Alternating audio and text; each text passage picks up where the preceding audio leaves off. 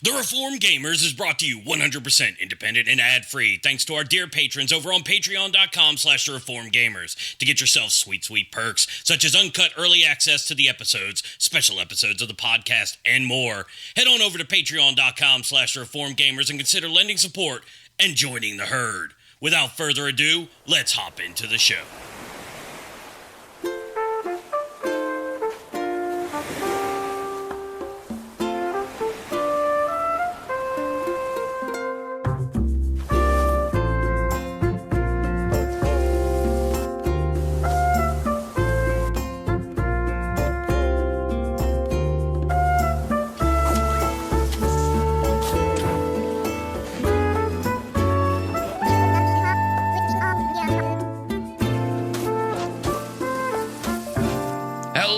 Welcome, dear listeners, to episode 162 of The Reformed Gamers, the show all about theology, video games, getting into a lot of debt. I'm your host, Logan. I'm his co-host, Adam. And joining us. Oh. My bad, I ran right into you. Wesley, introduce yourself. I heard Adam go, and I was like, okay, I guess we're all doing this ourselves. All right. Yes, I'm Wesley. I think people might know me by now, but I like spandex and giant rubber monsters, and that's pretty much it. And capitalism. Quite the introduction there. I love that you led with the spandex. You do what you got to do. Absolute mad lad. Love it. Love it. Dear listeners, we got Wesley, the Henshin Dad himself, back on the mic to help us talk about Animal Crossing here on episode 162. With the new Animal Crossing coming out, we figured this was the right time to do an Animal Crossing episode. You know what's crazy about us doing the show for 5 years is that kind of looking back at all the games we should have done by now and going, what are we doing? Why don't we cover these games yet? And so we're changing that, though. 5 years of TRG, we're changing it. So we're going to talk about Animal Crossing this episode. Got some of your feedback, some of your write-ins to talk about here on the show, but we are super excited to be jumping into all of that. But yeah, dear listeners, got Henshin Dad himself on. Wesley, man, real quick, let the dear listeners know some ways that they can find your show, they can contact you, all that stuff. Not a problem. Okay, I am Wes the Henshin Dad. I run a tokusatsu podcast, which kind of releases sometimes, and I'm on Twitter at Henshin Dad. I'm on Instagram at Henshin Dad, and I'm pretty much everywhere at this point at Henshin Dad. You may have seen me as Average Trainer Wes sometimes, but I try not to go by that anymore because Pokemon's terrible, and I don't like it anymore. Sure. Something like that. Dang. You're done I'm with just Pokemon. Kidding. I'm just kidding. I love Pokemon. I was like... I moved on from Pokemon just a little. Wesley's coming in, starting off with the spandex, ending with I hate Pokemon, and then just roll with it. No, okay. Well, now we know. It's just kind of mood on. Note to self, do not get Henshin Dad on for Pokemon. No, I'm kidding. But yeah, right on. Too late.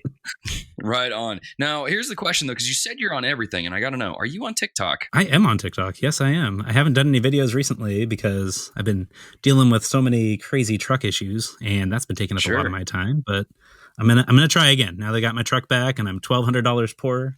I'm going to get back into that. Adulting. Yes.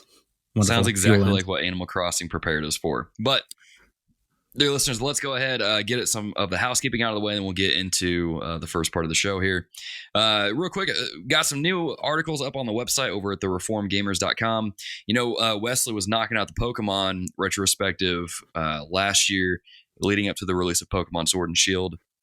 And we just kind of figured, why not just make the retrospective thing a series, and let's just look at retro video games. And so he's got some articles up on Earthbound, Mega Man Legends on the PS1, and Mega Man Zero, which actually came out at the time of this recording. It came out last Thursday. So if you guys haven't checked that out, link will be in your show notes to go check that out. Wesley also wrote a review of the Dragon Quest movie and Persona 5 Scramble demo impressions. Wesley, I'm convinced that at this point, if you weren't here, the website would only have show notes. It wouldn't have any content except for the sporadic 5 ways to make online trophies better and 5 Valentine's games to play. Like, I'll BuzzFeed up the website to people where people wouldn't go for it. But yeah. Okay, every you know, it's like the church. We all got our roles. Hey, there you go. Skinner's our dear editor. Wesley's our dear writer. You know, he keeps the website alive. Perfect. Which is awesome. I accept that role. Which is good. Yep. But yeah, so that's on there. Speaking of the dear editor, he wrote an article on Ni no Kuni, kind of bridging the gap between what the name Ni no Kuni means and Christianity and stuff. So there's a cool article up there on the. You can talk about that. And then we have a review for Concrete Genie up, written by one of our newest contributors, Tyler. Did I forget his name just now? It's Tyler. No, it's Tyler. But he's got a review up there. You guys can go check that out. And you guys can, browse that at your leisure. There's a lot of cool articles going up. We're trying to keep that going every week. So again, thereformedgamers.com. Also, if you're not in our Discord channel, what are you doing? We've been talking about the last couple episodes and you're not in there yet. Get in there. The link is in your show notes. Let's have some fun. Join us for some good times. Also, follow us on Twitch, twitch.tv/thereformedgamers. Schedule and everything will be on the Twitch channel. It'll also be in the Discord channel. So you can check that out there. And as always, if you like what we do here on the show and you want to get the shows early and uncut, you can go over to patreon.com and consider lending your support to the show there. And if you can't support us financially, we totally get it. That's fine. But we would ask that you go to your podcast app of choice, maybe PodChaser, and leave a rating and review for the show. We would greatly appreciate it. Link to PodChaser will be in your show notes so you can get to it quickly and easily to write your review. We greatly appreciate that. But without further ado, let's jump into the show.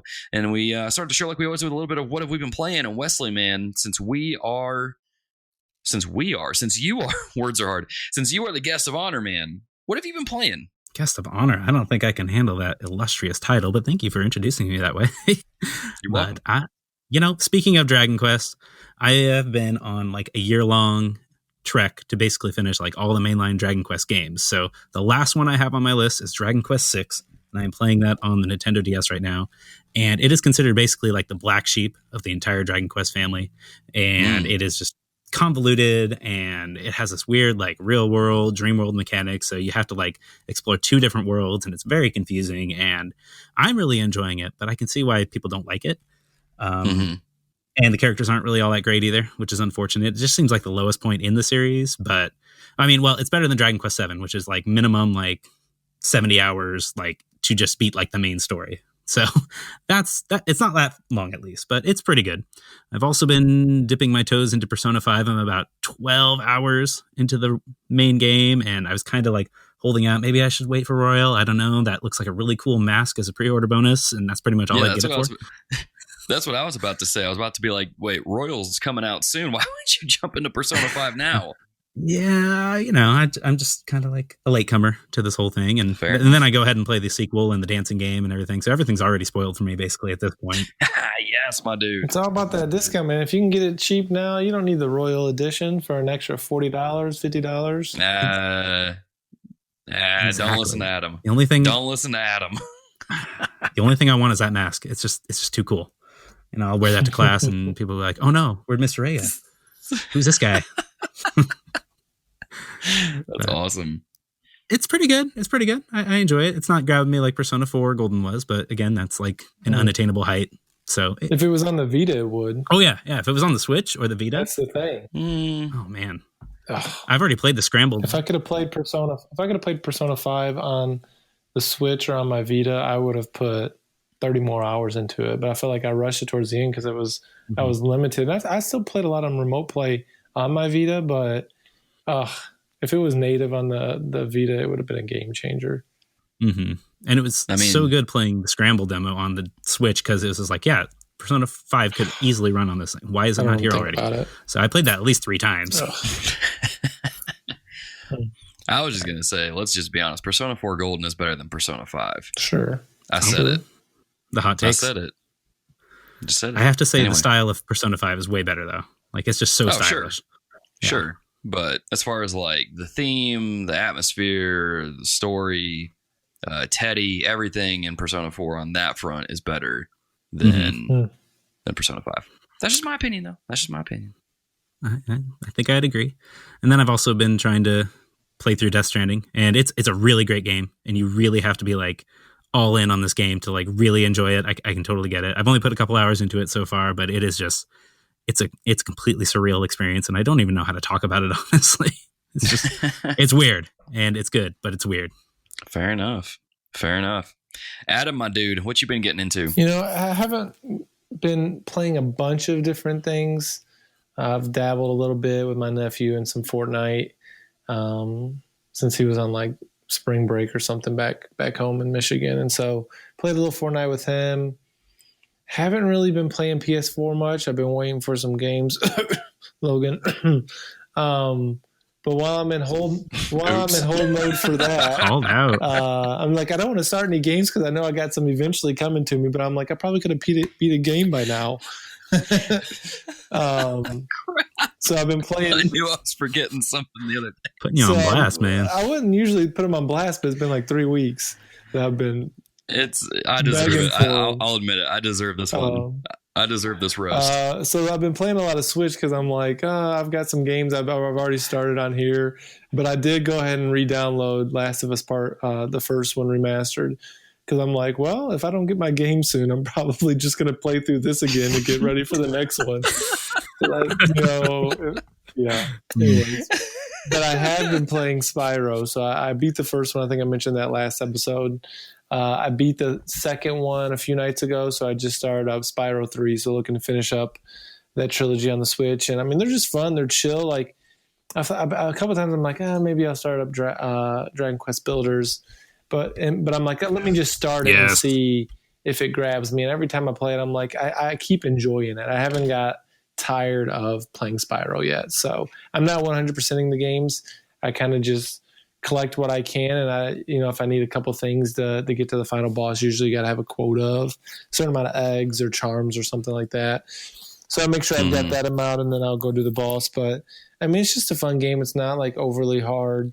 Every once in a while you get a little frustrated with some of the platforming, but in general, I've really enjoyed playing the Spyro games. So sounds like I will probably finish that one before I get the third one, before I get anything else new.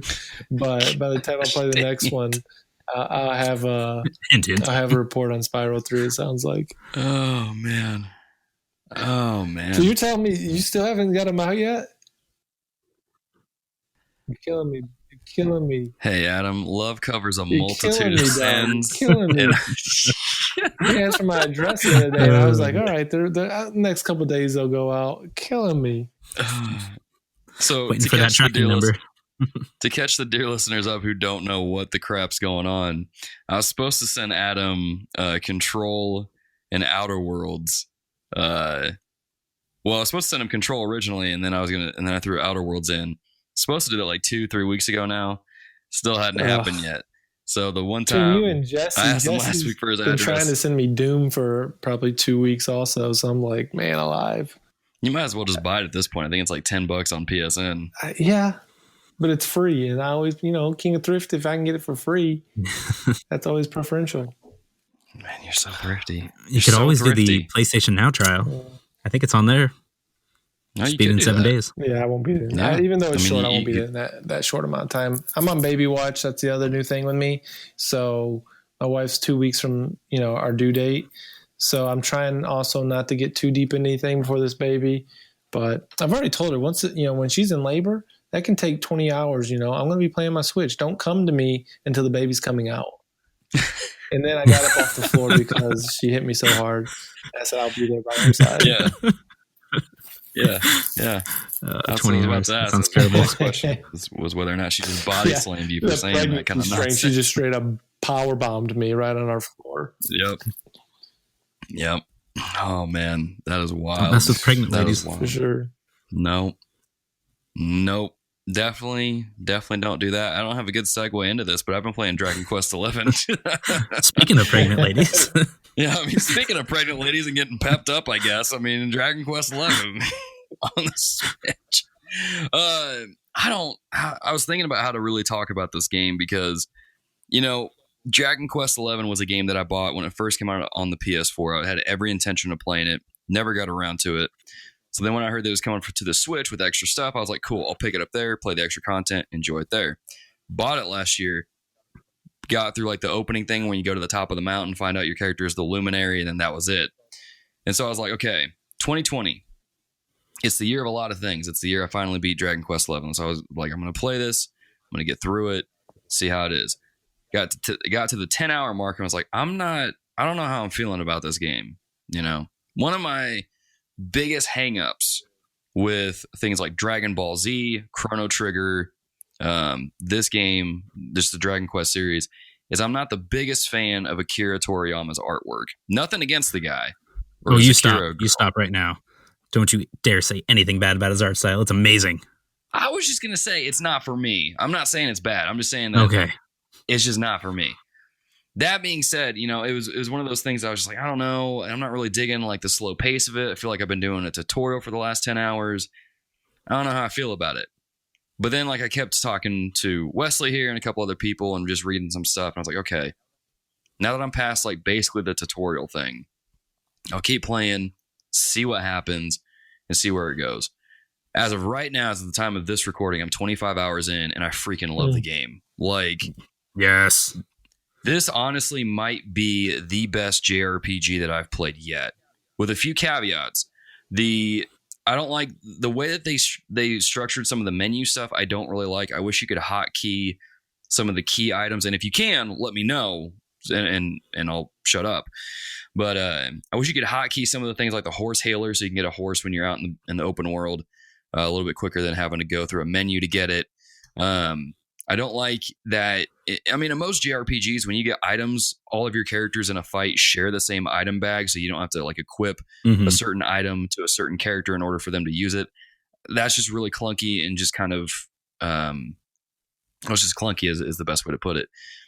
Everything else, though, is amazing. Like, this has raised my expectations for JRPGs up so much.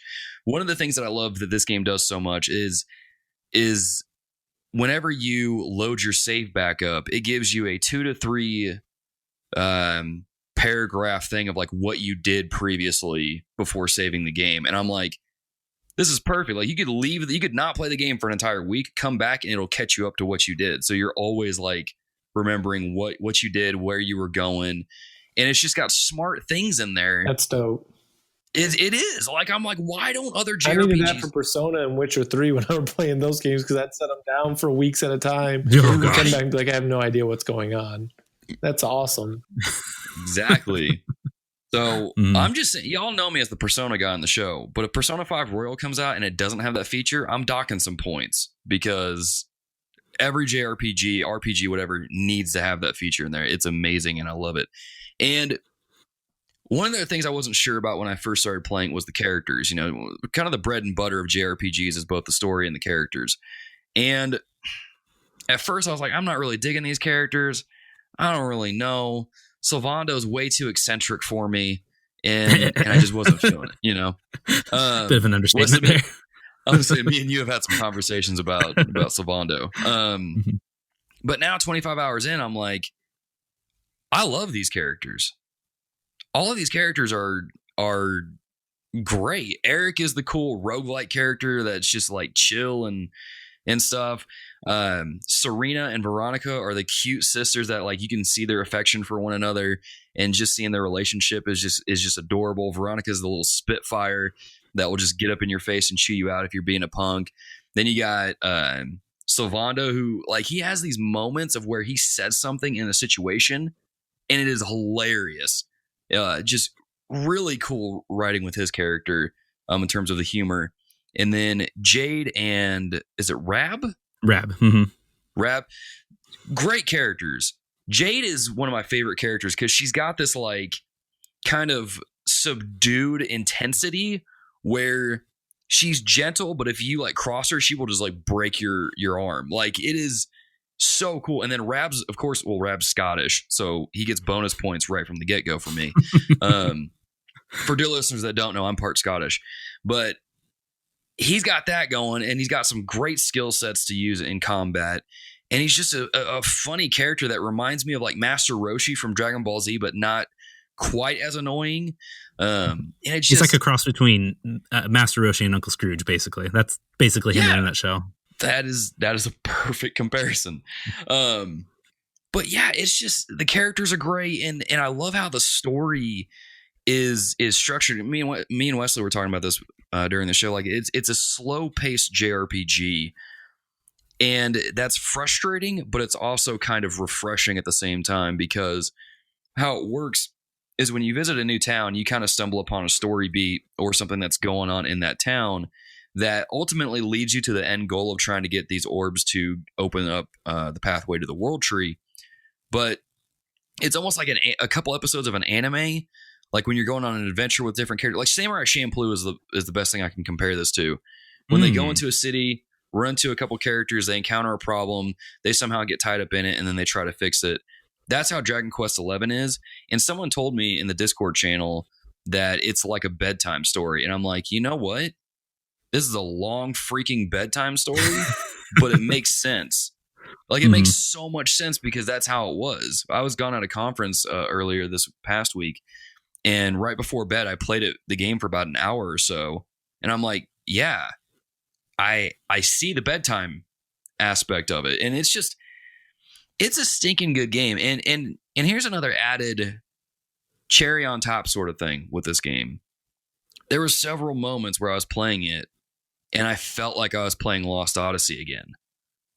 There's one story in particular that you come across in, I can't remember what city it is, but you encounter this mermaid who asks you to go find the guy that she saved because they're supposed to get married and go live in Nautica, which is like the underwater sea kingdom thing. And by the time I finished that storyline, I was like, this is incredibly sad. This is incredibly charming. And I feel like I'm playing Lost Odyssey again, where it's well-written side stories that get you to genuinely feel and care about these characters. And I'm just like, yo, this might be my new favorite JRPG. And plus it's got like a wealth of side stuff. Like I keep going to the casino and trying to like make bank in there to get like new items and stuff. So like, dude, this game, I was not it's one of those games. I'll say this.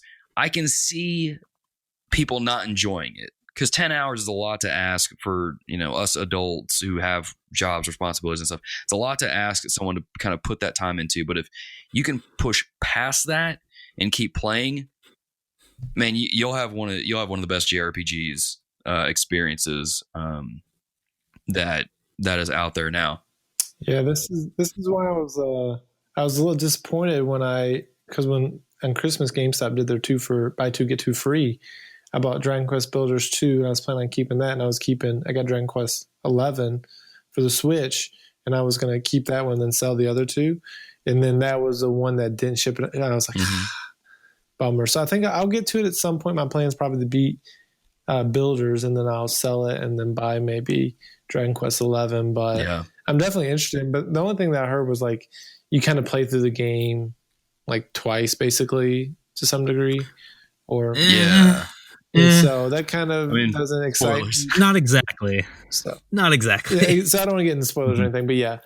But we'll see. But I'm definitely interested in it because, especially on the Switch. I mean, I'll play games on the Switch and on the Vita that I would probably not necessarily play if I was stuck just on the television. So I'm excited about it. Someday I'll get there. So I'm glad you're liking it because I'm definitely interested. That's good. And it's like music to my ears. Music to my ears. Good. And I'll say this last bit. I found out you can unlock costumes for the characters that like change their look and stuff, but you get to like keep your gear on. So you get the look you want, but you also get to keep the stats you want. And I think I spent like an extra 2 hours last night trying to unlock different costumes. So I was like, dang it, this game. So yeah, Dragon Quest 11 is literally the only thing I've been playing for the last couple of weeks, and it's legit. Holy crap. Beautiful. I can't wait to get off this recording and go play it. But yeah, so that's what I've been playing. Let's shift gears here and let's go over to what have we been reading. Wesley, my dude, what have you been reading lately? Well, speaking of long, drawn-out stories that are basically a slow burn, I have been not really like reading as much as I have wanted to, just because my time's just been super constrained, not having like basic transportation and my wife being in a play and everything.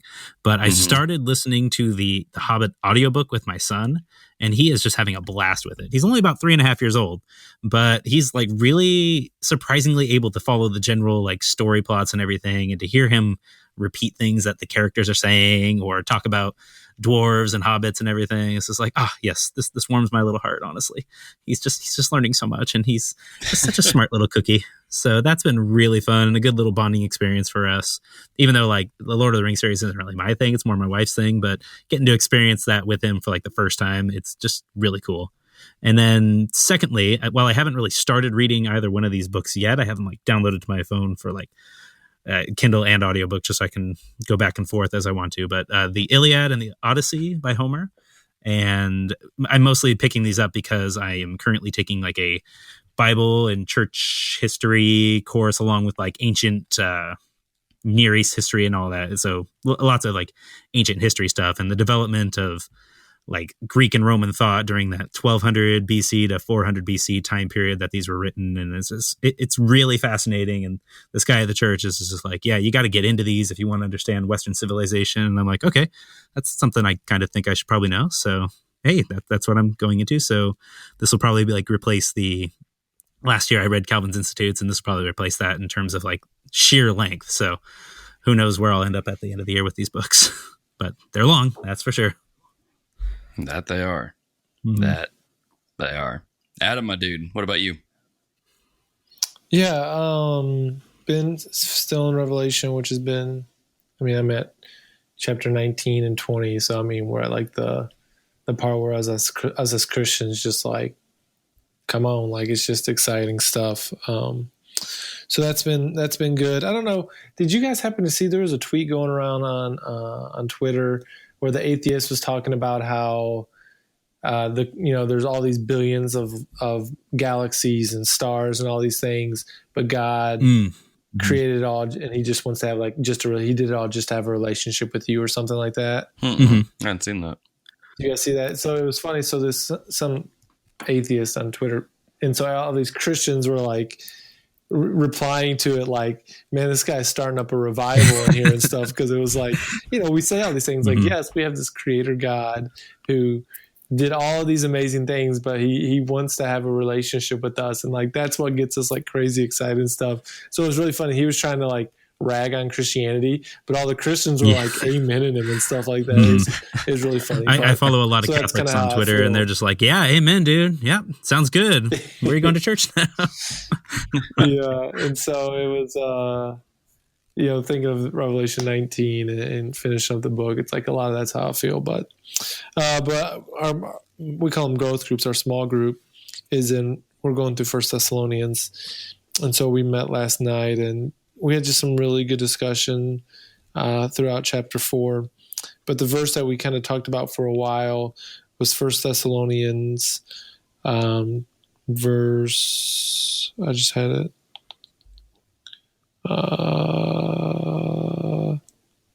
Verse 10. What am I? I lost it. Considering brotherly love. Anyways, he talks about, I don't know why it's not even a big chapter, but my mind's not working. I can't find it right now. But he talks about doing more. Okay, here we go. For indeed, so he's talking about brotherly love. We don't need to tell you to do this. You've been doing it. Like you've already done it within Macedonia. But we urge you, brothers, to do this more and more and to aspire to live quietly and to mind your own affairs and to work with your hands as we instructed you, so that you may walk properly before outsiders and be dependent on no one. So we were just talking about this idea of doing more. Like so often, I think we as believers, and I don't know, maybe I just need to talk about Adam. I don't need to talk about everybody else. But we think of our Christian walk like, okay, I've done enough. Okay, like I've hit my quota. I feel like I've, when is reading my Bible enough? When is sharing the gospel enough? When have I opened my home up enough? When have I shown hospitality? All these different things. But you have the church in Thessalonica that in the first 3 chapters, Paul is just commending them for the way that they've loved him, the way that they've shared the gospel, the way that they have loved one another. They've had some issues with listening to some false teachers and some trials and stuff like that. He gets into some of that in chapter 4 also with some of their theology of end time stuff. But he encourages them, like, they've been doing this brotherly love thing with excellence. But he still reminds them, hey, you haven't hit your quota. Don't just settle for where you're at. Keep pressing in. Keep doing more. just that idea really, I mean, that chapter he's talking about, the Lord's will is sanctification. That's in that chapter of Thessalonians. And so it was just a good reminder and good discussion of, sometimes in ministry or just in life, we just want to be like, okay, God, haven't I done enough? Like, I mean, personally for me, it's can I get lazy again?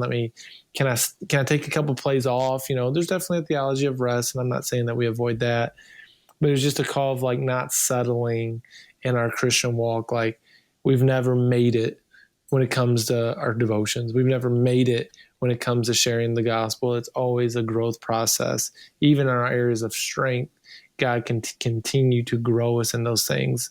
And so Paul was just reminding me last night in our discussion of whatever that thing is in our lives, keep doing it, do more. God is calling you to do more, because if we stop and we settle, we're going to be not just maintaining, we're going to be doing less. And so I was just encouraged by that text last night. Right on, man. That is preach. Good stuff. Good stuff. Some of that kind of was just reminding me of a little bit of stuff. I'll get into what I was reading. I went to an evangelism conference this past week. So it's about a week ago from after this episode releases. And one of the things that they did, I got to listen to Robbie Gallaty preach, which was really cool. That dude is jacked. Like, he took the stage and I'm like, holy crap. Like, I think you would destroy The Rock in a fight. But he was talking about how when he first became a Christian, started being discipled by David Platt, they went through Romans 1, and David Platt told him, like, hey, we're going to memorize the whole book of Romans. And he's like, I'm sorry, did you say the whole book? What, or did you mean just some verses? And he's like, no, the whole book. And so he basically recited the entire first chapter of Romans there on stage, because he had done that with his parents who were Catholic. And that's just what he did. Instead of like arguing with him about theology and stuff, he just read the entire first chapter of Romans to him. And so I was like, man, this is really good. I want to like share that with my students, like the importance of the gospel and how we should be sharing that and how we should be standing out from the rest of the crowd and all that stuff. So that's what I did this past week, was just reading Romans 1. I asked my students, Paul says here that he is not ashamed of the gospel, for it is the power of salvation, or it is the power of God for salvation, first to the Jews, then to the Greeks. And I stopped and I was like, we sit here and we talk about how, yeah, that's me. I'm not ashamed of the gospel. But the question is, if you're not ashamed of the gospel, when was the last time you shared it with someone? And they all just kind of sat there and stared at me, and they're like, and I was like, I'm not trying to like put anybody on blast or anything like that, but it's just, if we're going to say that we're unashamed of this thing, we should be talking about it. And the scary thing is, like, and I told him, like, I know that like doing that makes you stand out. It makes you different. It kind of puts target on your back in some scenarios, but we should be willing to share the gospel, because when you stop and think about it, people are dying and going to hell every single day without the gospel. And if we don't share it, what are we doing? Can we really say that we understand the gospel? We have the gospel. We love the gospel. We're not ashamed of it. Can we really say all that if we're not sharing it? And so it kind of went hand in hand with what I was thinking about when I was reading Atomic Habits too, because it was talking about how, when we go through life, we look at what other people are doing and how they react to things. And if they are reacting positively to something, then we tend to mimic that because we want to go with the crowd. But the majority of the time when we do that, it overwrites how we actually feel about it. But we go with the crowd anyway because we don't want to be left out. And there was this pretty sobering quote in there where he says, most days we'd rather be wrong with the crowd than be right by ourselves. And so I'm thinking of that in light of the gospel. And I'm like, man, we got to be willing to step out and be wrong with the crowd and be right with God, So I was just trying to impress that with my students, or not impress my students with it, but like impress that on my students and try to get them out there, because that's the world we live in, it's one of those things where like here on the show, we do love video games. We talk about video games and stuff like that. But to be honest, there's times we do have to put the controller down and get out there and share the gospel. Or if we're talking to people in the lobby, like if we're playing Apex, Fortnite, whatever, tell people about the gospel right then and there. That is the only thing we're responsible for, is sharing that message. We're not responsible for saving people. That's up to God. So we should be out there sharing it. And so I don't know. It's easy for me to get on here on a podcast and do that, but like, I don't know. I'm going to start rambling if I'm not careful. I'm going to get on a soapbox. But that's something that just hit me hard over the last couple of days. And I'm just like, man, I need to step it up as a youth pastor. Because one of the things that one of our breakout sessions said, Kai Bowman, the pastor of Hyde Park, he said, if the pastors aren't doing something, the congregation isn't going to do it either. And I'm like, crap. If I'm not out there evangelizing in the community, my students aren't going to do it. So I need to step it up, It's all about leading by example. And that's hard even from pastoral positions, because there's degrees where we can't do everything. Like, especially as I've been in this new role at my church, I feel like if I'm hosting, not even an event, but if I'm pushing something, I'm like, I have to be there. Now, that's not completely true, but I've always been a guy, like, I want to lead by example. I don't want to ask something of someone that I'm not willing to do myself. And so I think I think there's a lot of truth to that. And really, I mean, not every church is like this, but a lot of times, how we as leadership present stuff from the pulpit on Sundays. Now that could be we call it like hosting. It's kind of like our announcements time, but we're really like vision casting for the next like couple weeks in advance for things that are going on. But if we're not casting that vision from the pulpit, either from that time or from our preaching time, people, at least in our region, they're not super grabbing onto that. And so it just puts that emphasis on leading by example, leading the way, allowing people to be an example. I mean, Paul said, follow me as I follow Christ. And, we want to be able to tell our church people the same thing as we follow Paul, who follows Christ, by that we're following Christ. We want our people to be able to say, I can follow him. Not that Adam's perfect, but he's doing the things that Christ wants of us. And so if I'm following him, I mean, that's discipleship, right? We want to be for people to be able to emulate what we're doing. And of course, sharing the gospel is a big part of that. And so, I think you're definitely right with that. If we're not doing it, our people aren't going to do it. I mean, you see that in a lot of different ways. Like, you'll have some of those people who rise above, but in general, for a church, because I mean that's where the vision comes from. Again, leadership casts vision, and if we're casting a vision and setting the example of those things, our people are going to follow, and they want to follow that. But we got to lead them. Mm-hmm. Yep. Yeah. That's exactly and going along with that, especially with the scripture memorization thing and how important that really is, it's like, it's so easy to look down on that, but it's just amazing, like what knowing scripture and memorizing it can actually do for someone. Like, I'm not really like in a position in a church of any kind of authority or anything, but as a parent, I know that my wife and I like decided early on, like we are going to very specifically help our son to memorize as much scripture as we can, specifically to answer real questions that people deal with. So, for example, he pretty much has memorized John 1 at this point. And because of that, like he's able to spout it off, and he just kind of randomly says it as he's playing with his toys. It's really like completely adorable for one, but it's awesome. Just inspiring him to be like going up to family members that are not like Christians at all. And he just goes up and he's like, do you love Jesus? Do you love God? Let's pray right now. Let's pray for our food and everything. And it's just like, it's putting them in the position where they actually like have to interact with him in that way.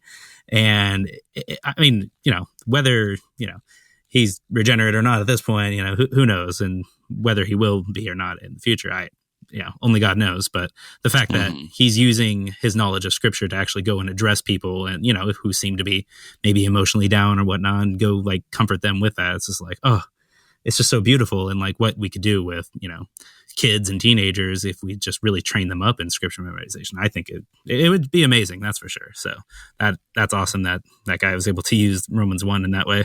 Yeah, definitely. That first chapter of John's going to come in handy if Jehovah's Witnesses ever come around. So, they come around every week, so it's perfect. Oh, well, there you go, man. He can start getting in there with them, kind of rustling and tussling. Yeah, awesome. Real quick, dear listeners, just a quick reminder before we transition into the topic to rate and review the show on your podcast app of choice, whether that's iTunes, Overcast, PodChaser, all of the stuff all those links will be in your show notes there for you to leave a review of the show, because it goes a long way in helping us out. Well, dear listeners, it's time to talk about the topic of the show, Animal Crossing. And just so you know, because you're going to notice this eventually, Adam had to duck out. He is on baby watch, and so he was wanting to be there for his wife. And so he ducked out of this part of the show so he could go be with her. But also because he admitted he didn't really have a whole lot to say about Animal Crossing, and he was like, "Here, guys, you can handle this part of the show." So we're going to keep it going, and we're going to be talking about Animal Crossing, the entire series. I think I kind of confused people online when I brought up that we were talking about this and trying to get opinions, because I think people were thinking that we were going to talk about the new game. But we're just going to talk about the series up to kind of now. And so we had a lot of people actually write in and say, surprisingly enough, there was a lot of people that wrote in and said that they haven't even played the series. Like people like Alex Castellanos in our Discord server says that he doesn't have much to play. He says it looks cool and he'd be interested in it if he owned a Switch. He does like all of the quality of life improvements that they're showing off with the new one. And Grandma Janelle, which is... It always makes me laugh when I see that name. These creative names. He says that he's always really wanted to enjoy Animal Crossing, but he finds that it starts off really fun and then it gets to be a chore very quickly. He says maybe if he had a group of people to play with, that would change, which the new one is supposed to have like 8-player co-op or something like that, if I remember correctly, which is going to be wild. And then Dre Swan, one of our new patrons, actually says that he's never played it, but he's looking forward to hearing about it, which is what we're going to be doing. But yeah, so I mean, it's interesting how several people haven't really played the games, and I kind of get that, because Animal Crossing first came out on the GameCube years ago, and I don't know how well it sold. I didn't look it up or anything like that, but I remember being the only guy in my school at the time when it came out that was actually excited for it, because I had Nintendo Power. I had been checking out some of the articles about it. I was like, this sounds cool. And then I got it and then played it and enjoyed it.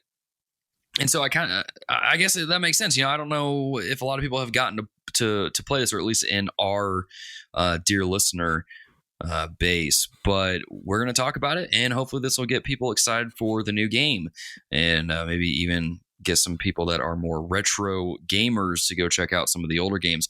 But let's take a couple minutes to just talk about our experience with the series, kind of like what we did last episode with Mass Effect. So Wesley, man, what has been your experience with the Animal Crossing series? Where did you start? What do you think of it? Let's hear it. Oh boy, buckle those safety belts, because this is a long story. Rewind all the way back to the early 2000s, post Y2K, if you will. And much like you, I saw all the advertisements in Nintendo Power and various other video game magazines, and I'm just like, what is this game? And I never really jumped on the teenage years where games have to be gritty and dark and everything. No, I was perfectly content with playing with these giant bobblehead animals, let me tell you.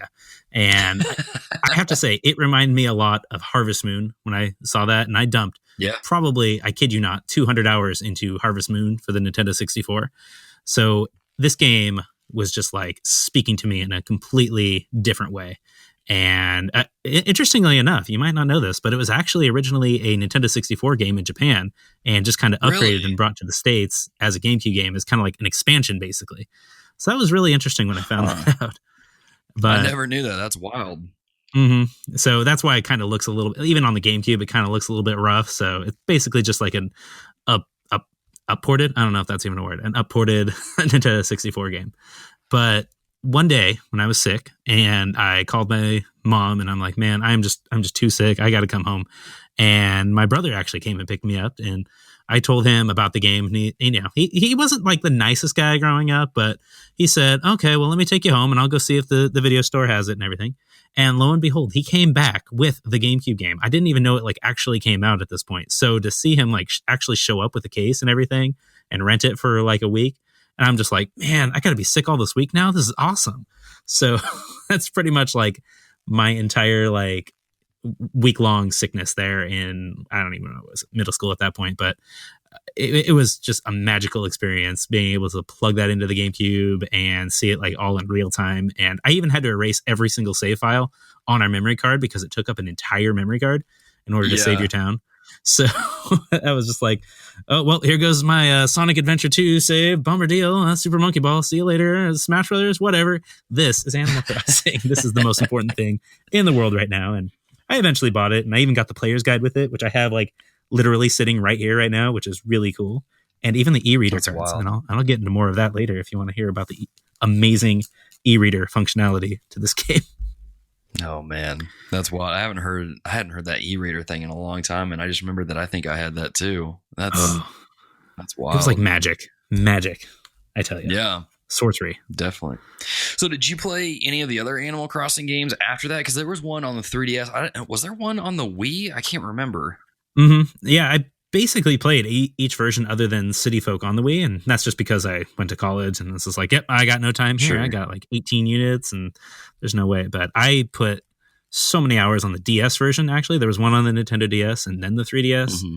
And that the Nintendo DS game actually had functionality where you could get online and visit other people's towns when their gates were open. And that was like the first like real like eye opener to online gaming to me. Yeah, coming through Animal Crossing. I know it's really weird, but that was, oh man. Again, other than Tetris DS, I'm pretty sure I spent like hundreds of hours in. I think it was called Wild World for the Nintendo DS, and then New Leaf came out when I was in Korea, and that was a huge time sink when I was riding the subways.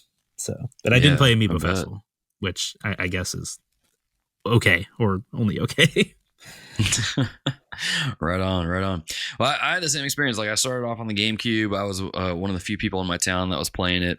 I distinctly remember the version that I got. It came with an extra memory card because of how big the file was, and so I always knew that like I would be swapping out memory cards between if I was playing like Animal Crossing, I would put that memory card in, and then if I played something else, I would take that card out and put something else in.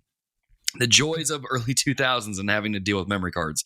But I remember putting a lot of time into that game and just really enjoying it. And it was a quirky game. Like the bobblehead animal thing was weird. It was different, but it was kind of charming in its own way. And I think the thing that kind of sucked me into that game was just like the quirkiness of it. Like it was so different than what I had been playing at the time, which was a range between Sonic Adventure 2 DX and what else was I playing? Return of the Lord of the Rings games, like the movie tie-in games that were actually really good. And a Resident Evil 4 and all that. So it was a mixture of a lot of different games, a wide range of games. Custom Robo was another one of my favorites. But bonus points for dear listeners out there that know what that game is and have played it. Really cool game.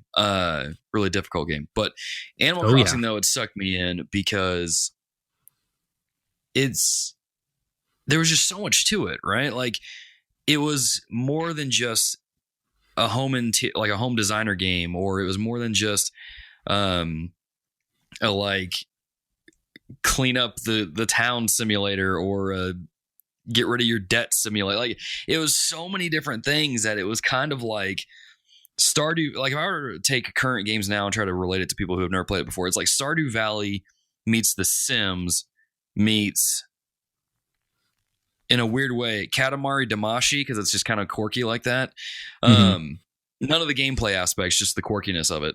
But it's a unique game. We'll try to break it down as best we can a little bit later on. But I found myself hooked into the game and playing it for hours, just cleaning up the town, meeting different townsfolk, trying to create my own little designs for my t-shirts and hats and stuff. I remember spending hours trying to make a Batman design, a Green Lantern design, and a couple others. I think I made a Metroid one at one point, of course. But like it's just there was so much to do, and there was the cool thing about Animal Crossing too was like when you first played it, its biggest thing was it used the internal clock on the GameCube to change the seasons, to initiate certain events that would only happen during certain times on certain days. Like I remember the first time I went to the town square and saw KK Slider sitting there on a box playing his guitar, and I'm like, "What the heck is this?" And like you would go up to him. Yeah, it's like, where did this dog with the guitar come from? But he would like play a song every week, and then when he's done playing, he would give you that disc that you could go back to your house and put it in a boombox or something and listen to it whenever you want. And I was like, okay, every Saturday night I need to be here to hang out with KK Slider, to get a new song, and to put it in there. There's just so much nostalgia wrapped up in it.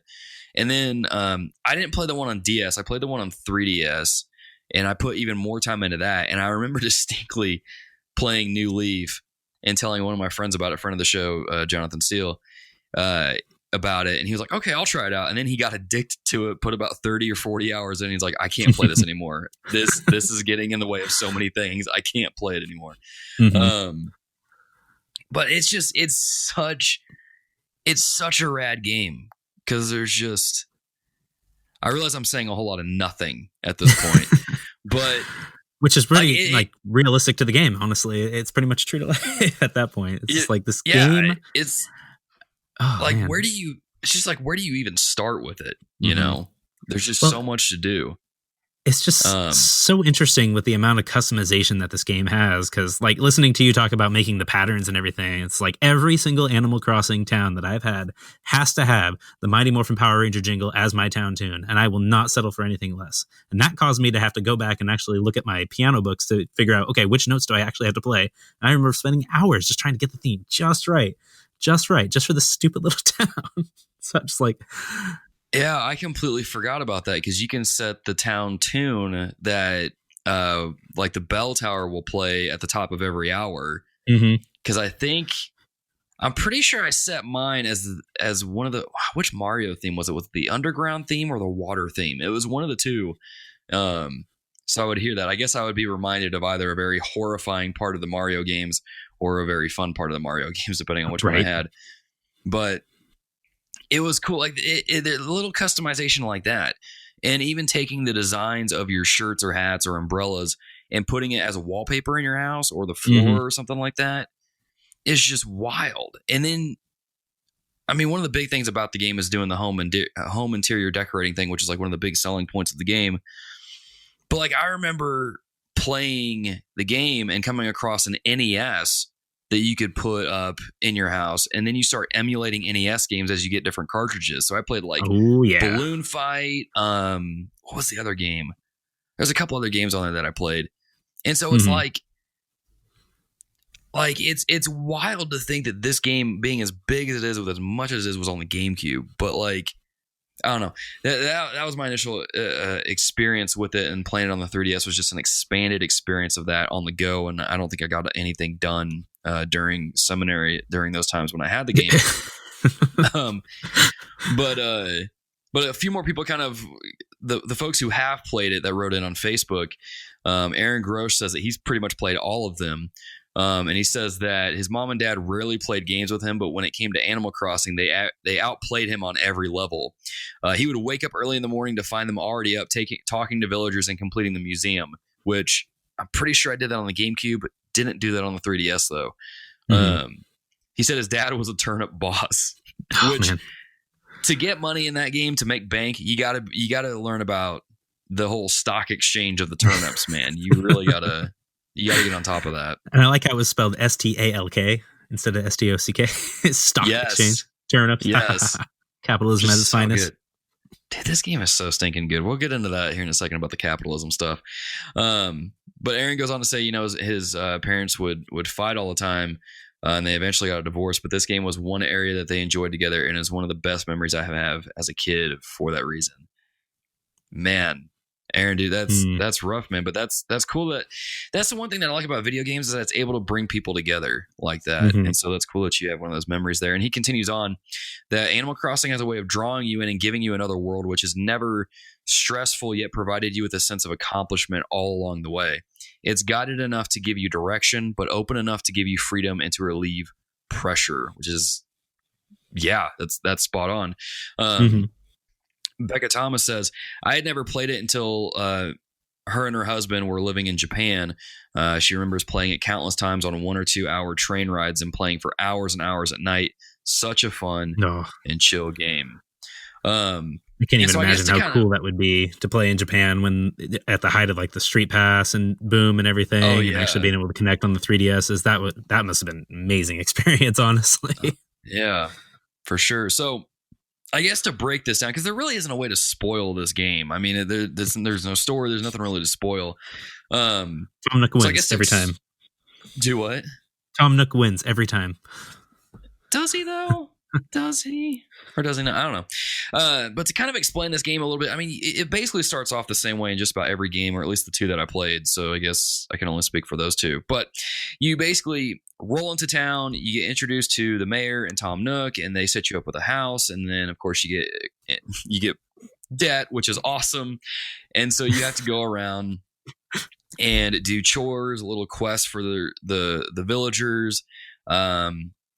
Kind of learn about the turnip game and collect those and try to sell them at the right time before they go rotten. Collect fish, collect bugs, find items and sell those items if you want. And just expand your house and just kind of really make a life for yourself. That's where the Stardew Valley part of it kind of comes in, or I guess Harvest Moon, depending on what you played. And so that's really that's kind of the gameplay loop. Is you build a house, you get debt, and then you're like, well, I want my house to be bigger because I'm running out of space for all of my Metroids. And so, and so I have to get a basement, or I have to get a side room or a second floor. But in order for you to get a second floor, you have to pay off your debt. So in order for you to pay off your debt, you go around, do these little odd jobs, make money, pay off your debt. Once your debt's paid off, you pick what upgrade you want, you get even more debt, and then you just complete the same loop again. And it sounds boring, but it's a lot of fun, which is weird because I remember when I was a kid, like I'm pretty sure I played Animal Crossing the entire day one Saturday, and that's all I did. But so that's really what the game is. And what's cool about the game, you wouldn't think about it just by looking at the game with the cutesy art style, the animals and all that stuff, that it actually has some pretty mature themes or concepts going for it. Like with the whole teaching you about debt, stock exchange, supply and demand, that kind of thing. One of our listeners wrote in on Twitter, Kai, he says that the game taught him about taxes and saving money as a kid, and then again as a college student, which is part of the gameplay loop, is managing your money wisely, which is wild to think that this game that's rated E for everyone, it's mainly targeted towards kids to a degree, has that in there. So, man, what did you think about that when you were playing the game and you realized that a big part of the game was being a wise steward of your money and managing that wisely? I never thought about it in such terms, but that really basically sums it up. Like being a wise steward of your time and your money, and knowing exactly like how much time you have to put into, like, say, like you were saying, like every Saturday night you had to go to where KK Slider was because you wanted to see him and you wanted to get that new album that he has out and everything. And that's pretty much how it works. And, you could spend, like you said, all day on Saturday doing it, but then things you just kind of run out of things to do, basically, right. All the chores and such. So it's like you really have to figure out, like, okay, when is the most ideal time to play? Like, when am I going to get the most bang for my buck, really? And then, logging in, like, well, I got to schedule this around my day. And, some might say that that's kind of like a replacement for real life in so many different ways, because you're basically playing like a life simulator, and why don't you just go out and do life, right? But right. Yeah, it's really like a good training ground, honestly. And thinking about like, oh yeah, you get in debt and then you pay off your debt, and hey, guess what? Another debt pops up. Not as fun as in real life, honestly. Right. This game really had a way of teaching you about these really like important concepts that, honestly, like as an elementary school teacher, like I wish I could like really get all my kids to play this at the same time and really talk to them about all the lessons inherent, not only like with time and finances and everything, but relationship building, and how you would really have to go out of your way to go to the different villagers in town, find out where they live, figure out their schedule and everything, send them letters, and, try to make sure that you're putting like the right kind of like affectionate terms in the letters so that they'll respond in such a way, and giving them gifts and everything. It's really hard to like describe this as anything other than like, this is a good life simulator. And if you do these types of things, you're going to live a good life. And you can really see a lot of the, spiritual parallels there with, Adam and Eve in the garden, and they're tending the garden and everything. And, being a good steward, taking dominion of the earth and everything. And, the whole town decoration aspect, like there's just so much to this game that really like helps you micromanage stuff. That's really it. It's like a micromanagement simulator. And I think you'll agree with that, right? Oh, definitely. Yeah. Because especially like what you said, it is about finding the right time to play the game. And there was plenty of times when I had the 3DS, it would be nighttime, like I'd get home from class or work or something and be like, well, crap, like most of my villagers are like already in their houses and asleep and stuff, so I can't talk to them. So the only thing I can really do is just check the mail and clean up the garden a little bit, and then that's it. So I guess I'm not going to play it that much that day. But and there's some other days where like I would be waiting for a class to start and I'd pop the game out for a little bit, complete some things. So yeah, it's one of those things that just, it is micromanaging. It's literally like trying to manage your to-do checklist, but in a video game format. But right. That's one of the cool things that I think, that's another cool thing that you brought up there talking to the villagers, that it really brought in this idea of community. You know, I kind of joked about this several episodes ago on the podcast about how Animal Crossing was one of my favorite games on the GameCube, because at the time I didn't have any friends. So the animals in Animal Crossing were my friends. I was kind of joking when I said that. I also kind of wasn't, because I was kind of a nerd and people didn't really want to be around the Christian nerd. But I, you know, it still taught you that, like, in order for you to complete certain tasks in the game, you had to talk to the villagers. You had to befriend them. You had to get to know them and kind of learn what they liked and what they didn't like. Or you had to, you know, work with Tom Nook and kind of negotiate a little bit when it comes to your mortgage stuff. And so it had a heavy emphasis on this community, getting to know people, putting back into the community, kind of like what you take in, you give it back out, kind of pay it forward, that idea. And really just managing your possessions well. I don't know if you have anything to add to that, but well, the one specific area where this really comes into play, and it's a really like heartwarming part of the game, is with the Able sisters. Did you ever really spend time with both of the Able sisters in the sewing shop, basically? I spent a ton of time in there, probably more than I should probably admit, but I was really trying to perfect that Green Lantern logo. You know what I'm saying? Yeah. Well, the interesting thing with those sisters is that you have the one that's up front. You know, she's basically like running she's the face of the business, basically, and she's super friendly and everything. But then you have the one in the background who spends most of her time just sewing. And at first she's like really cold and doesn't really want to talk to you and everything. So you really have to spend like many, many days, like weeks can go by without anything changing with her. But the more that you try to talk with her and get her out of her shell, the more she'll start to open up to you about basically like kind of being insecurities in so many different ways, with how, you know, her sister's running the shop and she's just more like, you know, on her own and everything. But eventually, like, as you develop and cultivate this relationship, she'll really open up to you and start treating you as a really like close friend and smiling for you and everything. And then I can't remember, but you might even like see her outside of the shop at that time, which is like a big thing. So it's like going from this like really introverted idea, like you have these two sisters and everything, but this one that you can really like draw her out and befriend her, and just, I don't know, there was just something about that seemed to, I mean, I don't want to like over spiritualize her or anything, but it was just really magical. And how, I mean, we as Christians really need to be like very deliberate in how we interact with people, and not necessarily try to bring them out of their shell, but just say like, hey, I'm here. I'm someone you can talk to, and you know, you can trust me. Like I believe in serving your best interests and everything. And I don't know, there was just something really interesting about that has stuck with me throughout the years. And I don't remember if that was like in the original game or just on New Leaf, but I don't know, it impacted me in a very specific way, especially at that time in my life. So yeah, well, that's cool, because it's just basically about, you know, doing what we're called to do as Christians and love people, you know, and be there for them. It's kind of how I am with me being a youth pastor to these students here in my community. You know, it's like, you guys may not have an adult in your life that cares, or a friend or whatever, but like, I'm here, like, I want the best for you. And you can take it or leave it, because you can probably think I'm just trying to be your friend because I get paid to be friends to teenagers as a youth pastor.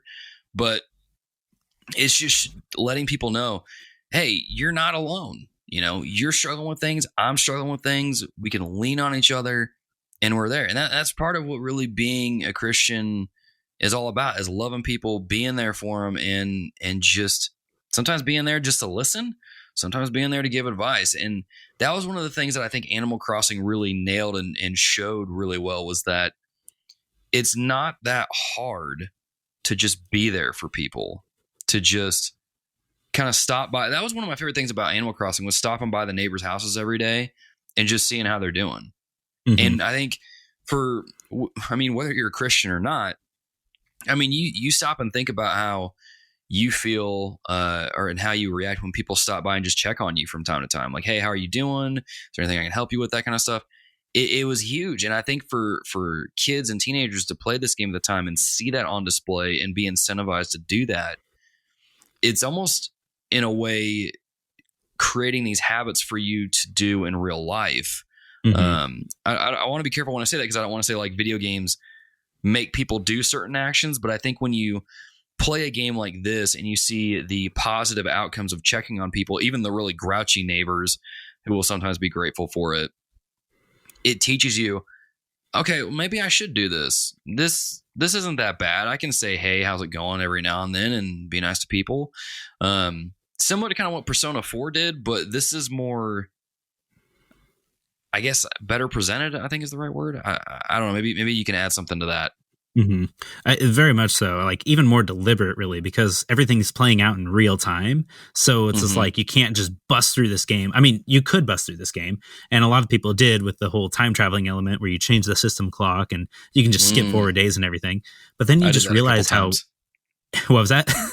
I did that a couple times. That's how I made it. I had Christmas a couple times in 1 week. Oh, nice. But when you do that, it just kind of really reveals like how. I mean, I'm not saying you're vapid and shallow, but just how vapid and shallow the game can be at that point when you're just playing it purely for like mechanistic reasons. Like you're developing and cultivating that relationship with these animals, like people, animals, whatever you call them. But like thinking about how important that is, you know, as a teacher, I am trying to teach my students how to develop sympathy and empathy for the people around them. And they're just so like, you know, as kids, they're just so self-centered, in a negative and, positive way, whatever, however you want to put it, like egocentric, and being able to like look beyond themselves and actually identify, oh, that person is hurting. That person's acting in a specific way. I should probably like take the time out of my day to develop this bond with them so that I can support them in such a way. And you could see that with the animals, like they're walking around with a little rain cloud above their heads. So, something's wrong with them. And you go and interact with them, and then they'll send you a letter later that says, wow, I was really feeling terrible that day, but you cheered me up. So here's a couch or whatever present they wanted to give you.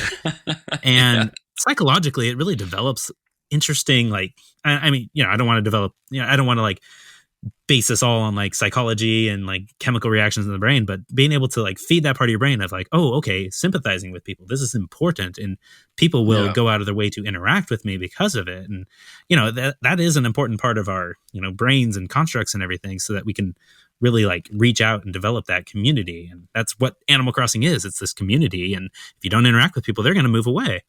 And that was heartbreaking. Dude, I remember a couple times when like I can't remember what the character was. I know it was like a cow character that was actually really cool, because like I had done some like little side quests and stuff, errands and stuff, and she had given me a lot of stuff for the house. I remember when she told me she was moving away, and I was like, what the heck? Can I go back to a different save file so they don't do that? And come to find out you can't do that. But it I was gonna say something and I totally lost it. But I mean, like it at least with that. Or no, yeah, here it is. Because I've been reading the Atomic Habits. One of the things, if you want to set up a positive habit to counter the bad ones, you incentivize it. You make a reward. You make it appetizing or appealing. And that was what Animal Crossing did. It incentivized you to be a good neighbor. Because you would, like you said, you would talk to a neighbor who's having a bad day. They would send you a letter later and send you a couch or a TV or something. It's not exactly how it works in real life today. But but the cool thing about that is like, it taught you to look out for your neighbors, to be there. Like if you see someone sad, go talk to them for a little bit. And there may not be a quick conversation, maybe a long conversation. But I mean, and even just when you think about it, what a lost art it is, writing letters to people. It's something that like literally probably a small percentage of the population here in the States does anymore. But just little things like that can turn someone's day around. And Animal Crossing had this unique way of putting that on display and showing you to just hang out with people, love people. And I think at the core, probably, or at least one of the central themes of the game is that community aspect, something that I think whether you're a Christian or not, you can learn a lot from, because it teaches it in a way that you get, you don't have to be like an adult or something to kind of understand what they're doing here. You could be a kid and be like, oh yeah, this makes sense. And so that is just something that is really cool that it did. And bringing that point to where you internalize it and it becomes just basically second nature to you. Exactly. You know, but one of the other things too, I mean, kind of going back to the like capitalism, saving money, that kind of aspect. You know, that was another thing that it did a good job of teaching you is like, you know, you could buy that swanky new jukebox for your house, or you could save that money. And did the game have a bank in it? I can't remember.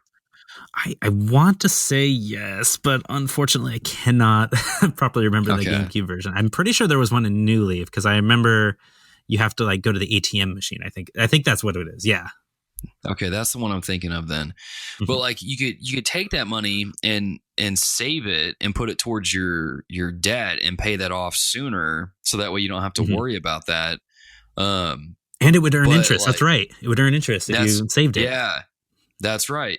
And so like even just things like that, it's teaching you how a bank works. Like this is a game that you would look at and think it's just for kids, but it's teaching them how to bank. It's teaching you how to budget. It's teaching you how to do all that. This is a video game where you can have a bulldog as a neighbor and you can go to an island and catch bugs and cicadas, which that's the same thing. But you get what I'm saying here. This is a cookies game, but it's teaching you these like adult things that you need to know when you get older. And it's like, why aren't schools... Wesley, you're a teacher, so maybe you can answer this. Maybe you can't. But like, why are schools making kids play this game?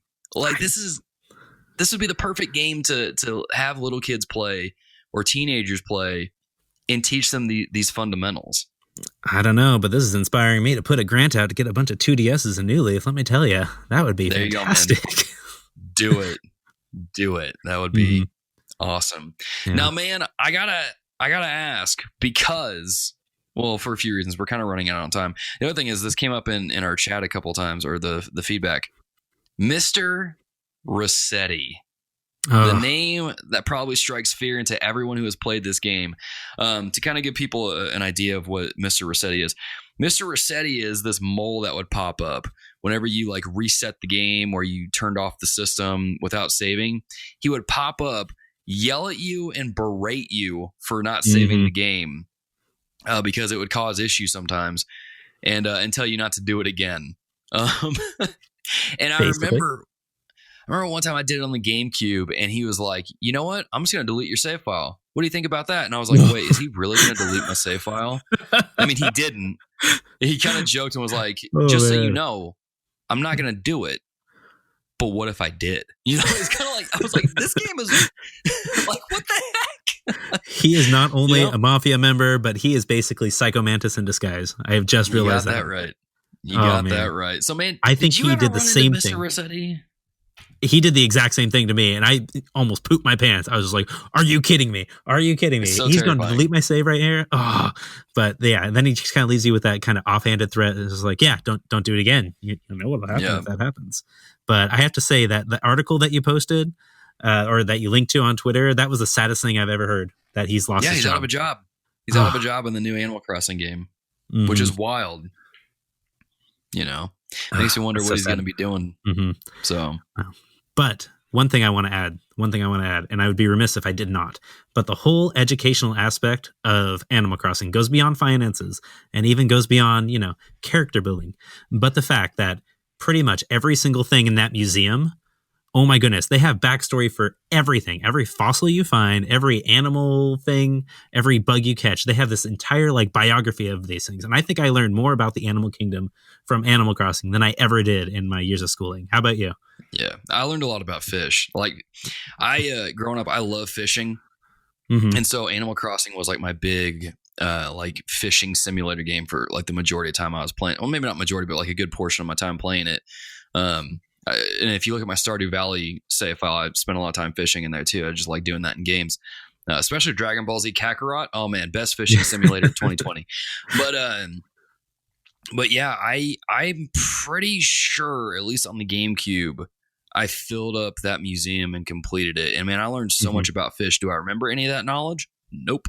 But I remember spending hours just reading about different fish, like red snappers, eels. What are the other ones on there? The blue angler.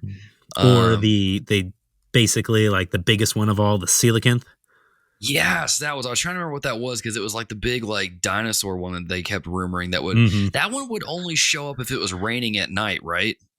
Like raining at night on a very specific time of the year, and it's like you have like such a small window to catch this thing. Like nobody could be blamed for thinking that that thing was complete hoax, but it actually existed, and it was the worst thing to try to catch. It was so frustrating and so anxiety inducing. Yeah, because I remember going for that, and I think it took me like a couple weeks just to actually get it. But I managed to get it. And so I remember like doing that. The bug catching thing was really cool too. I was not a fan of the spiders back then, so I was like, man, forget the spiders, but I'll get it to complete the museum. You squashed them. I did squash a couple of them. But like, it's like this game, dude, it makes me laugh when people say, still in 2020, people say that like video games are just for kids or whatever, they're useless. I'm like, man, look at Animal Crossing. Like, look at everything it's teaching, from the animals to the bugs to the fossils to the art. Even like, I loved collecting the different paintings and stuff. Oh yeah, I forgot about that. Doing all that and like learning about business and community. Like, this game is like way better than The Sims. I'm not going to say it's better than Stardew Valley or Harvest Moon, because I feel like it's on the same level of those games. But like, this game is so rad on so many levels because of everything it teaches in a smart and unique way. Such as not to reset your game, to always save your progress. I still have anxiety about that. But like, I'm gonna try that on the Switch when I get New Horizons, and just shut it off a couple times without saving and see what happens. I'm betting Rossetti's still in there. He's gonna pop back up. But man, do you have any closing thoughts? I know we're kind of running out of time here. We might have gone over a little bit. But do you have any closing thoughts about Animal Crossing? It's just, just thinking about what an impact this game has made and seeing it from so many different perspectives. When I was in South Korea, I went to like the biggest mall there, and it was right about the time that New Leaf was coming out on the 3DS, and it came out in Asia first. And I was super, super jealous because I didn't have an Asian 3DS at that time. But there was this like 30-foot long mural of Animal Crossing right there in like the big lobby of this mall. And there were people just walking around with their 3DSs playing this game. And I just remember like, oh my goodness, they take this so seriously. And just thinking about the impact that it made here, like how many games are like this? There's very, very few. And honestly, like this game was a risk when it first came out, and it has paid off for Nintendo so much. It's become basically one of like the flagship properties, to where the characters are even in Smash Brothers. Like, what in the world?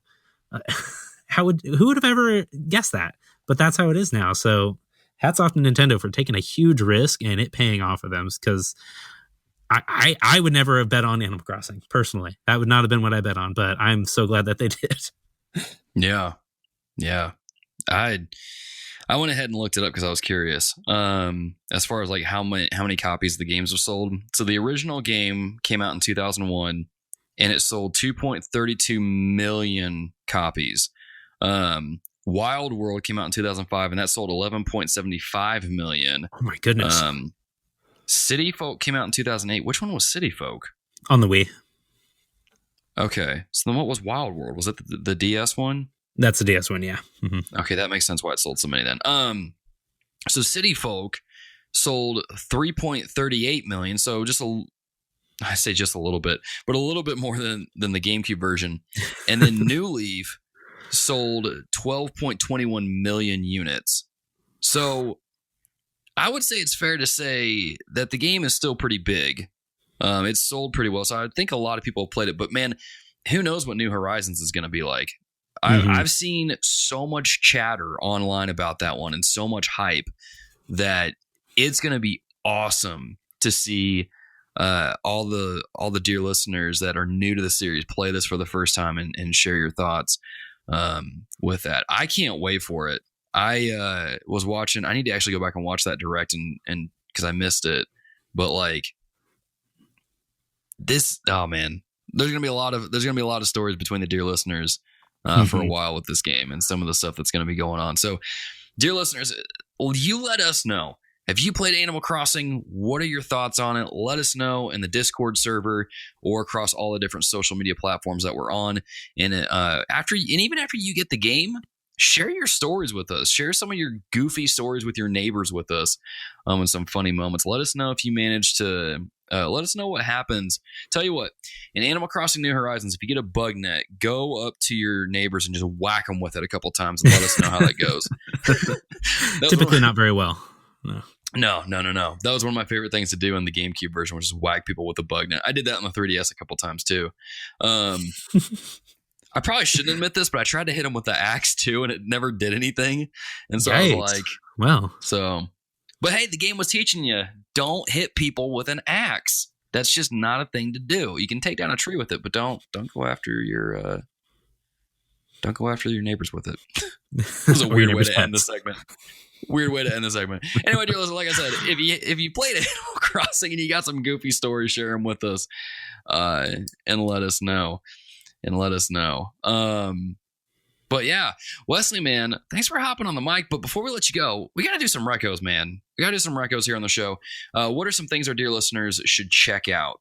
Okay, I went back and forth on, recommendations when I was thinking about this morning. And I'm just going to say, I'm going to take every opportunity to use my platform as the Henshin Dad to boast about the amazingness of Ultraman and how it is basically the most Christian science fiction show that you can ever watch. And there are all these Blu-rays coming out to the US right now, and they're like $10 to $20 for like full seasons.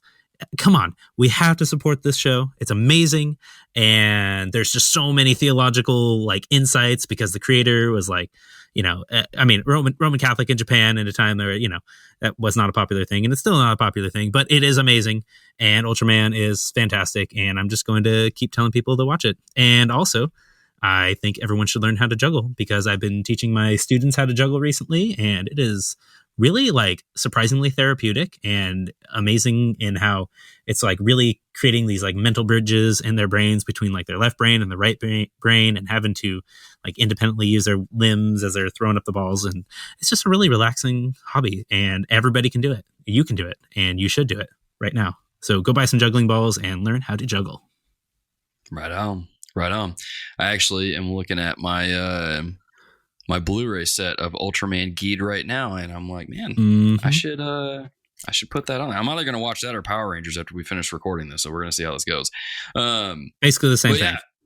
It kind of looks like it, to be honest. But yeah, now in our show notes, Adam did put a reco down. It says Chosen TV app/series, so y'all can check that out as well. So we'll get that in there. As far as my recos go, Dragon Quest 11 S Definitive Edition on the Switch. I mean, you can play it on PS4. It's up to you. Depends on what your platform is. Excuse me. On the Switch, the official title is Dragon Quest 11 Echoes of an Elusive Age Definitive Edition for the Nintendo Switch. That is the official title, and I will accept nothing less. Is that seriously the title of the Switch That's version? Really the title, yes. I have a YouTube video to send you later. Dear listeners, just play it on PS4. That's a shorter title. Just play it over there. But no, if you have a Switch, check it out. It is a really cool game. Like I said before, if you don't want to get past the 10-hour hurdle, I get that.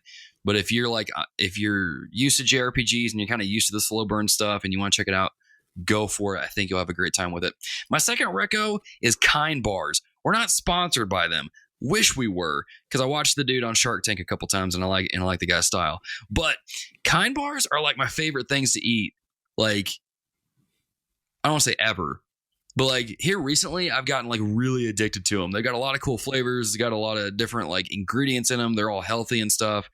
And so they might be a little expensive. So keep an eye out on your supermarket where you get groceries from, because they'll probably do sales for them. Every now and then. I don't normally buy them until they hit like $1 a bar or like $1.25 a bar. But check them out. They are really, really stinking good. My personal favorites are the, what is it? It's peanut butter and dark chocolate, and then the dark chocolate and sea salt one. Oh, bro. Ooh, get on it. Just wonderful. Saying. Just saying. So good. Never There's heard a of caramel almond one. Oh. But yeah, check those out, dear listeners. But as always, though, if you guys would like to, contact us, keep the show going, kind of keep hanging out with us, keep rolling with our content, you can do so on a variety of ways. As always, patreon.com is a way that you can support us financially and get yourself early access to all of our episodes, behind the scenes episodes and things like that over on patreon.com/thereformedgamers. You can also follow us on Twitch, twitch.tv/The Reformed Gamers. You can follow us on YouTube, youtube.com/The Reformed Gamers. I need to actually get all of our episodes on there now that I think about it. So if I don't do that by the end of the week this episode comes out, someone message me on Twitter and be like, dude, why are you slacking? But really the best way that you can find out where all of our stuff is by going to the website, thereformedgamers.com. When you go to the website, there's a dear listener icon and there's another panel next to it, like what is TRG? It's a drop-down menu. Gets you links to everything that you would ever want to know about the show, like why we say dear listeners, what's the deal with the Reformed Gamers, those kind of things is all on the website. But you can also follow us on Twitter at TRG Podcast, which, by the way, we did break over 1,000 followers on there. So thank you guys so much for that. And stay tuned for later this month because we're going to do a giveaway because we broke 1,000. Just saying. Ooh. Might be giving away a copy of Animal Crossing New Horizons. I don't know. Just saying, just throwing it out there. But just follow us on Twitter if you're not already, and you might win it. You can also like us on Facebook. You can follow us on Instagram. The Reformed Gamers for all that stuff. You'll find it easily. Links will be in the show notes for you just to make it super easy for you. I did make a TikTok account because the Infinity Bros made one, but I'm like, I don't have enough time to put any content on there, but we're on there. So if you want to follow us and not watch any content on there, you can do that. TikTok.com/The Reformed Gamers. But guys, dear listeners, links. Oh man, I almost forgot about this. Links to Wesley's podcast, Twitter, and all that stuff will be in the show notes as well. Go check his stuff out. And hook your boy up. He's a cool guy. We love having him on. He's one of really Wesley, like part of the show pretty much. So without him, I don't know where we'd be at. But yeah, dear listeners, thank you for hanging out with us on this episode of The Reformed Gamers. And until next time, well, here's a new saying: be a deer and keep on listening.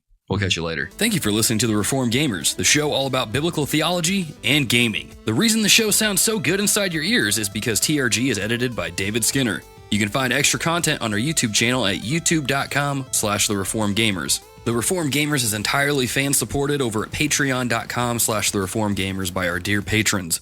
The following people are at the producer level or higher and will forever be thanked and mentioned here at the end of the show, as long as their pledge comes through each month. Those people are Alex Castellanos, David Matthews, Eric Bryant, Gareth Evans, Luke Strain, and Wesley Ray. Thank you for your support over on patreon.com, keeping our controllers charged, and fueling my addictive habit of getting platinum trophies. Until next time, GG and amen. Tom Nook did nothing wrong.